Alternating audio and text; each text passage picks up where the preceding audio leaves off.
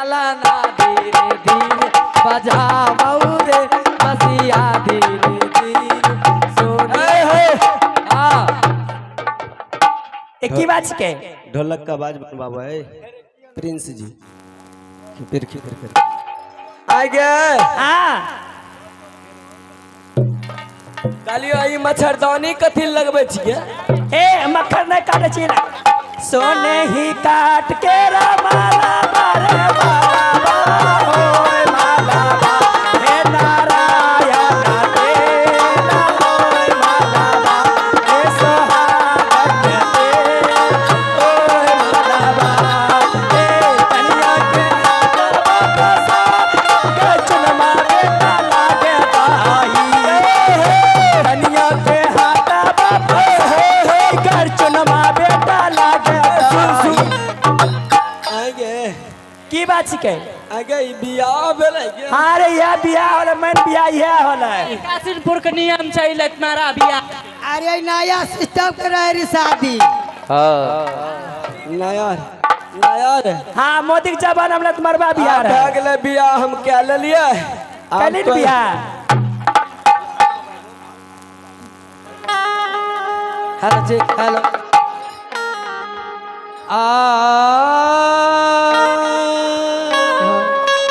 Hello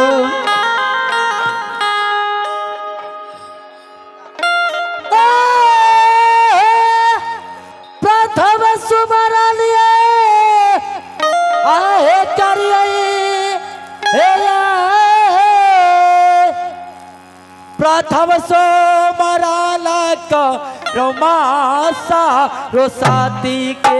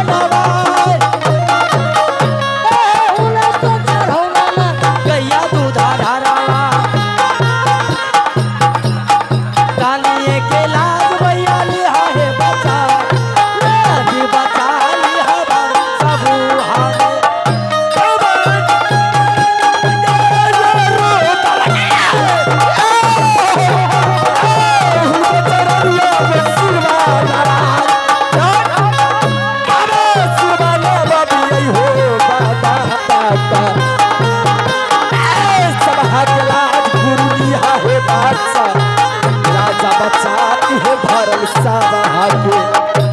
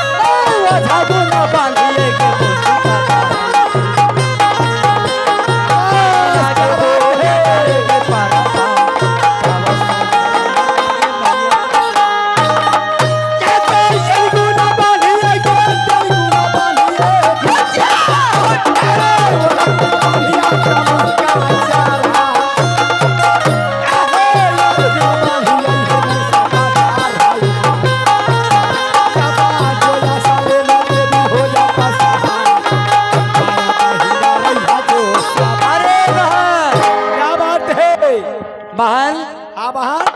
आज सब सखी मिलके चलो। क्या आज ऐसे जाओगे? और हमारी ऐसे जाओगी? एक आवश्यक सूचना है, हमारे जितने भी दर्शक बंधु खड़े होकर के नाच प्रोग्राम देख रहे हैं, आप लोग अपने अपने जगह पर बैठ जाए और बैठ करके आनंद ले नाच का, क्योंकि आज की रात बहुत ही सुंदर खंड आप लोगों के बीच दिखाया जाएगा। आप लोग बैठ करके आनंद अरे लें। सखी, काहे सखी? ऐसे नहीं जाना है। कैसे जाओ? कुछ गाते चलो, कुछ बजाते चलो, आ कुछ कमर के हिलाते चलो। अरे सखी, हाँ एक बात जानता हूँ। ए सखी, हाँ। अरे सुना, आज सब सखी कहाँ जाए के बा? अपनी रंग महल जाए के बाद। हमरा पुल देखत जाए आज। अच्छा, हमरा पुल बड़ा नामी बा।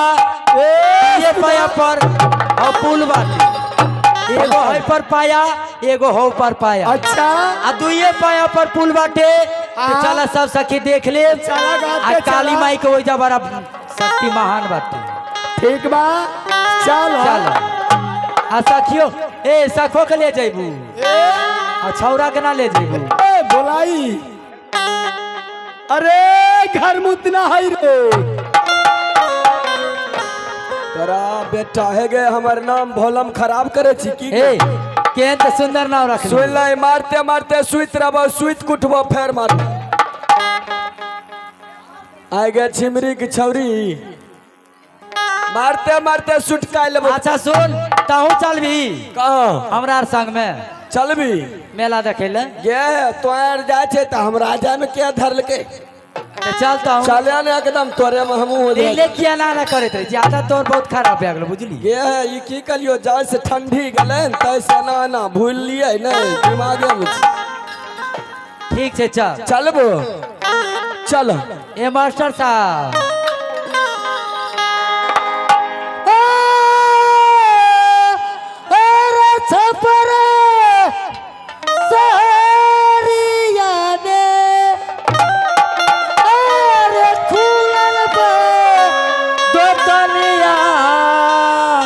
कैसे सैया ले ले यहाँ कैसे हो? क्या बना हाय पहले लेके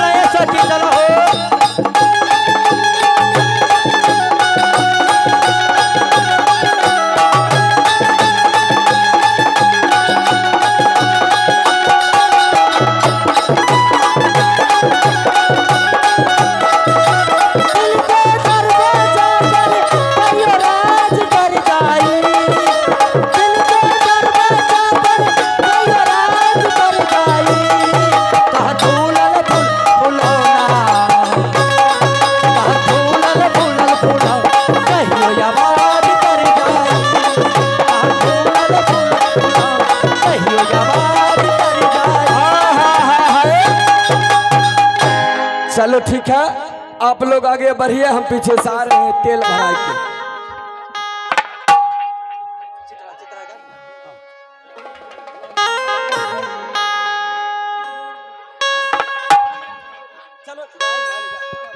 चलिए हेलो हेलो। अरे लाला की चुनरिया रे वरी के, अरे बैठलू पहरवा रे चढ़ी के, अरे मोरे मैया अरे कैसे सरनिया रे तोहारे अरे मेरी मैया कैसे रे सरनिया तुम्हारे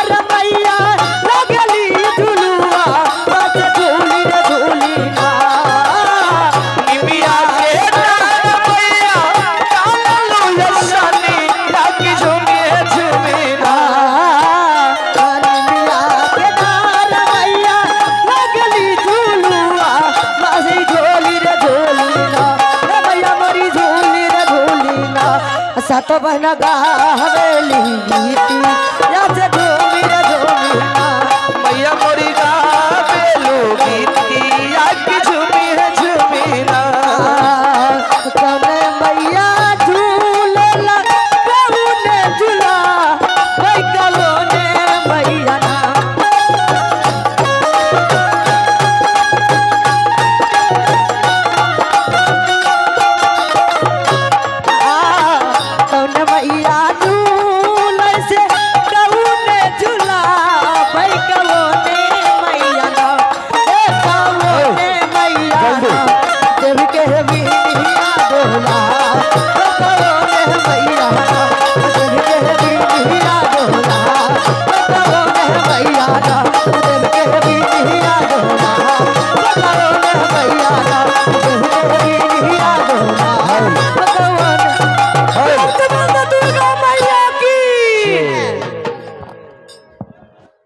हेलो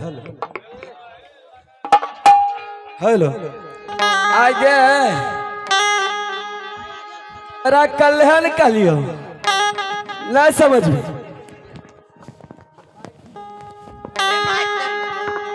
नहीं समझ ना ना तोरा कल है ना कर कहलियो की कहलिए रा कल अपना मन से चल रही आज फिर तो अपना मन से चल जेबै ना छठ पूजा चले रा नहीं जेबै मतलब ओकरा तो कोई नहीं कहे वाला छे तू अपन गेले तो हमें नहीं जेबै उ सब बियाहल नहीं छे कुमार छे कनु फुलाय के टूट जाय छे लेकिन तोरा तो बुझे छी हमें छे तोरा प्रेम से कछो ना मानबे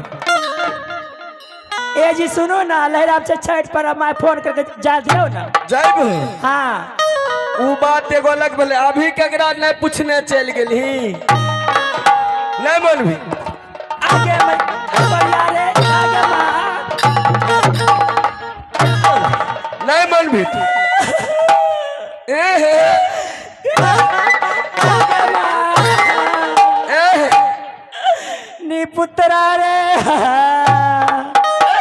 तोरा कैंसर धरता रे और कल का वाला ना पिल्लू पड़ता रे बाप दादा कहेगी तब बाबू मरे पैसा के तो सब काम काली तो हम कुछ नहीं बोलियो लेकिन तो जी बाथरूम वाला बात बोली पैखाना भरा वाला छुतरा तोरा बाप दादा गरम गरम दियो चटनी छिकइयो रे सुन सुनो हमें नहीं रे बच्चा में लड़ा जेबे सुना ना हम नहीं सुनम जा हवा हमरो माथा गरमाइले रहे मोगिया बोले पराग धै दली लेकिन एकरो गलती नहीं छै है सुना है छुरछुरिया के माय हमें नहीं सुन जा हाँ सुनो न जे गलती भले से भले आप फेरो नहीं होते हमें नहीं में जा हाँ हाँ सुनो उठ हमें नहीं में जा हवा आरो झुका लोग मुंह देखे छे मन करे झुंटा के करे दिए न पर है जब देख रहे चुपा चुपा आवा हिया ए दीदी करिया कहाँ तो कारण धा लेता है सातपुर का मुंह सुस्कारी से मुंह दे भाई तैर जाता है हमारा कम तोड़ दल कई गया बा एकर मतलब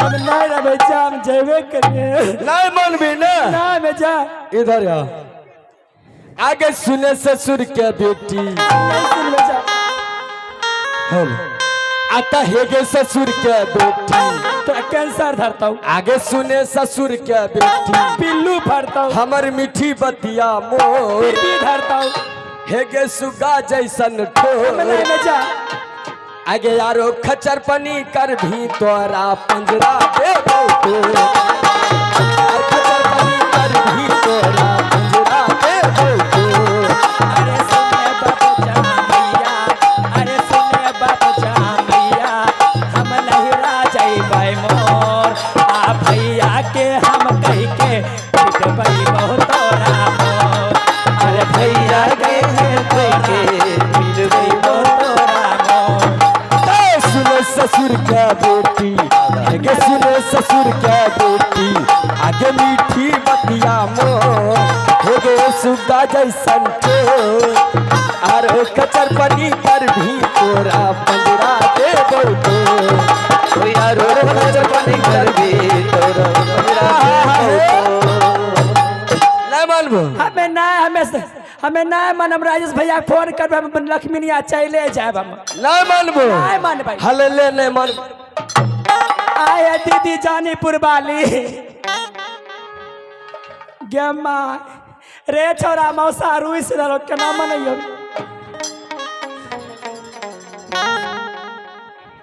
ए रे तोरे के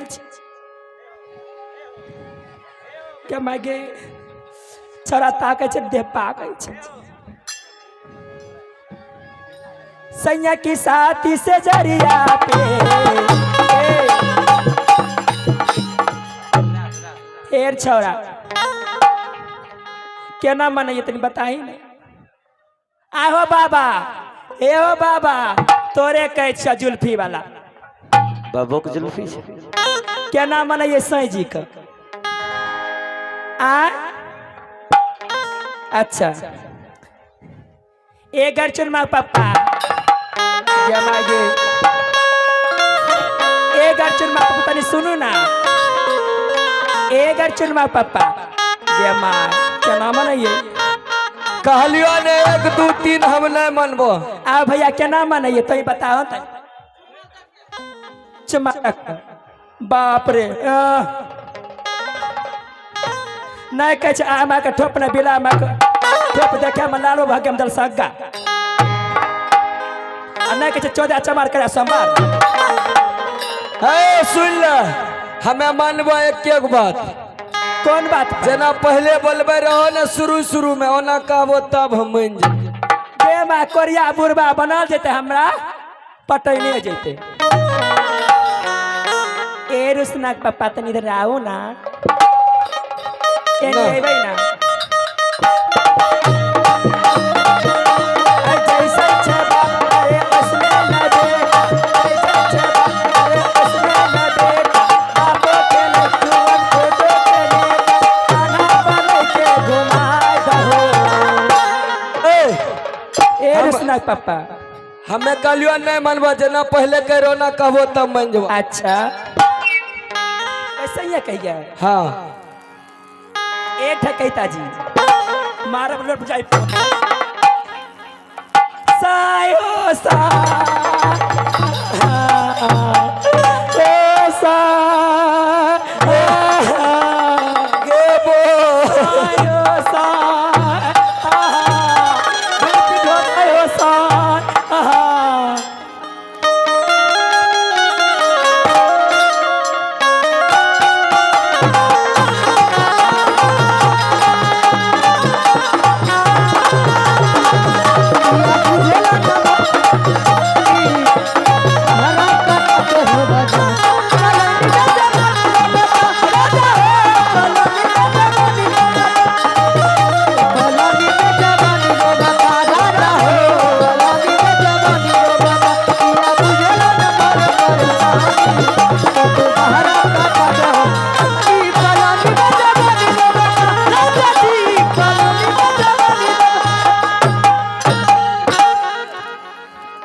हेलो हेलो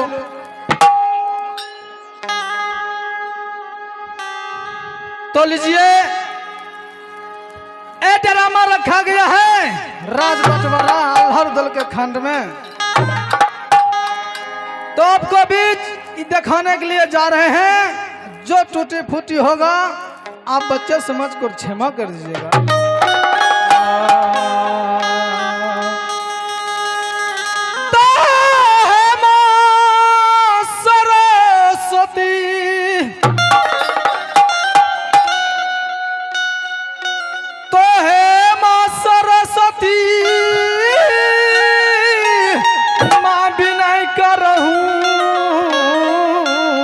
जोर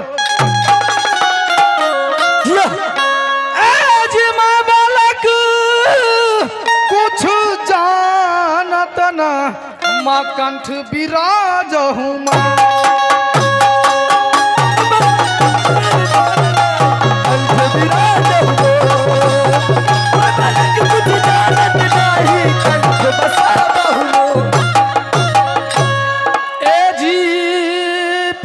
पत्र सुनिए सजना ये जी मन में लगा कर ध्याना। तो जी परचे पत्र सुनिए सजना ये जी मन में लगा कर ध्याना। आज जिला पर बेगूसराय ये जी थाना पर डंडार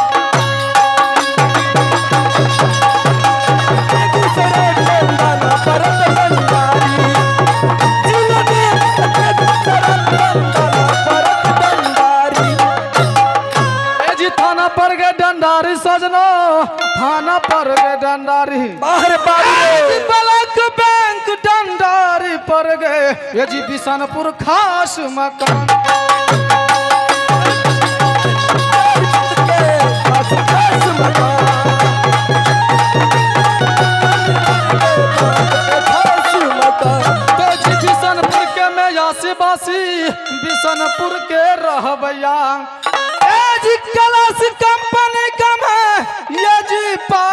ऑनर हूँ ये जी अशोक पर ये नाम।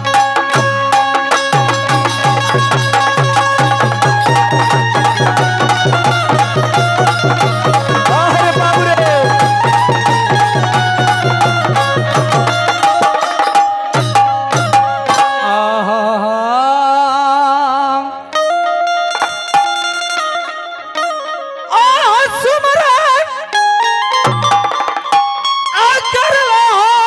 शिव शंकर के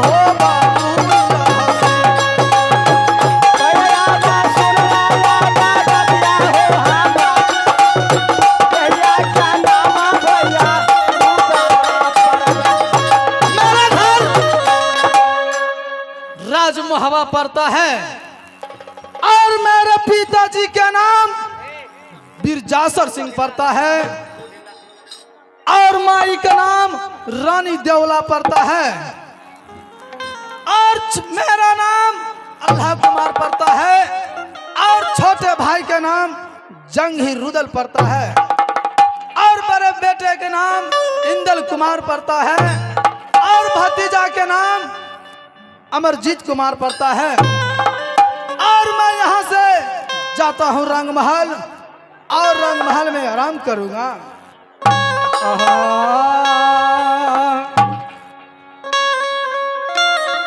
अरे कहाया अकिया कुरा कुरिया रे आगे ले रे बना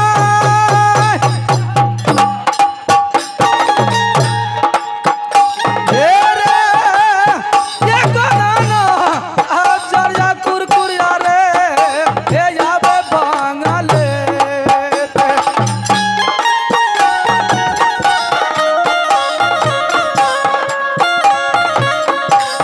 लागे रे आऊ दशा मंत्री बांगला हे रे जग लागे रे उदासा मंत्री रे हे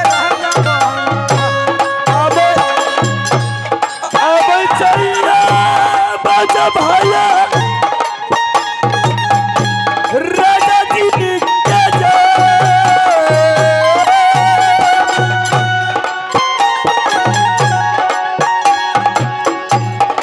हे हो अब चलिए बाजा भाया चालू राजा जी के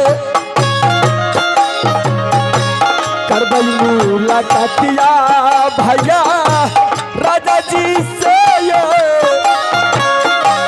करबई मुलाकातिया भैया प्रणाम महाराज। खुश रहो मंत्री। इतना देर से मैं चिल्ला रहा था तो कहाँ चला गया था? हाँ बा मालिक अत्या देर से चिल्ला रहो से बुझे नहीं छो वो कोई काम में फसल होते। अच्छा अच्छा ठीक है। अही रंगमहल को समाचार कहो। हाँ मालिक रंग महल के समाचार एकदम टनाटन छे, कोई तरह की दिक्कत नहीं छे। कोई दिक्कत नहीं है।